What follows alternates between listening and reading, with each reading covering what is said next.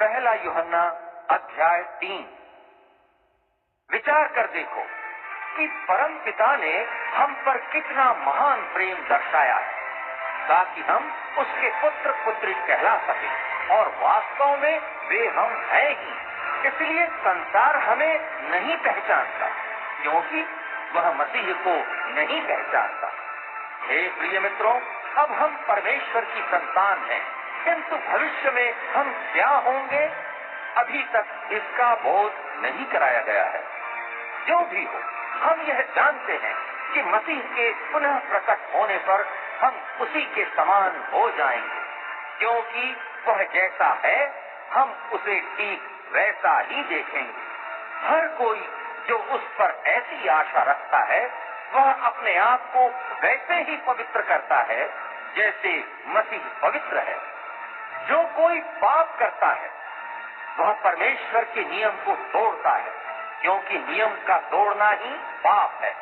तुम तो जानते ही हो कि मसीह लोगों के पापों को हरने के लिए ही प्रकट हुआ, और यह भी कि उसमें कोई पाप नहीं है। जो कोई मसीह में बना रहता है पाप नहीं करता रहता, और हर कोई जो पाप करता रहता है उसने न तो उसके दर्शन किए हैं और न ही कभी उसे जाना है।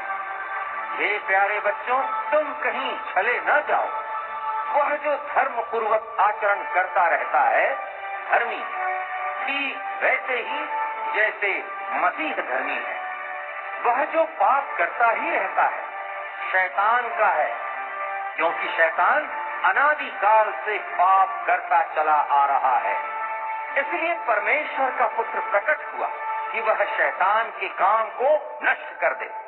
जो परमेश्वर की संतान बन गया पाप नहीं करता रहता, क्योंकि उसका बीज तो उसी में रहता है।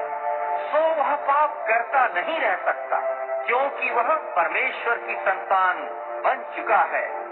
परमेश्वर की संतान कौन है और शैतान के बच्चे कौन से हैं, तुम उन्हें इस प्रकार जान सकते हो। प्रत्येक वह व्यक्ति जो धर्म पर नहीं चलता और अपने भाई को प्रेम नहीं करता परमेश्वर का नहीं है।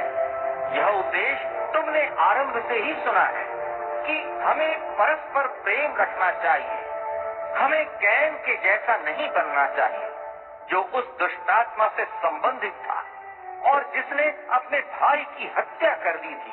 उसने अपने भाई को भला क्यों मार डाला? उसने इसलिए ऐसा किया कि उसके कर्म बुरे थे, जबकि उसके भाई के कर्म धार्मिकता थे। हे भाइयों, यदि संसार तुमसे घृणा करता है तो अचरज मत करो।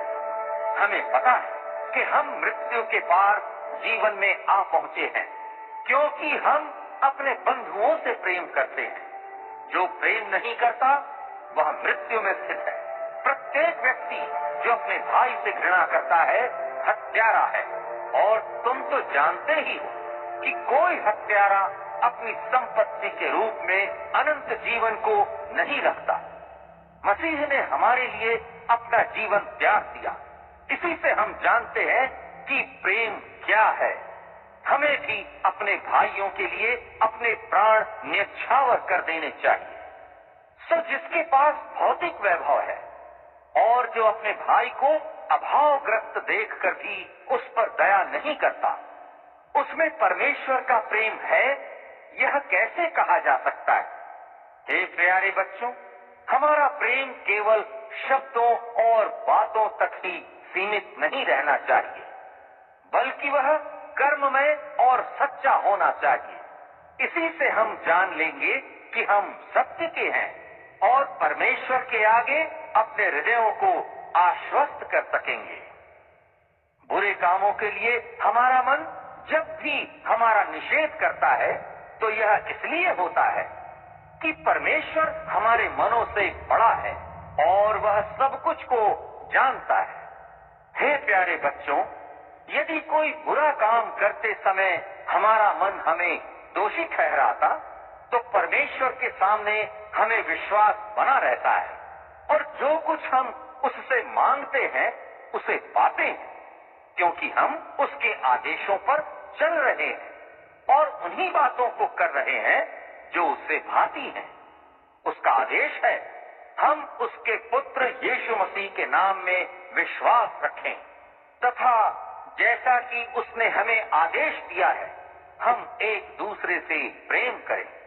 जो उसके आदेशों का पालन करता है वह उसी में बना रहता है और उसमें परमेश्वर का निवास रहता है। इस प्रकार उस आत्मा के द्वारा जिसे परमेश्वर ने हमें दिया है हम यह जानते हैं कि हमारे भीतर परमेश्वर निवास करता है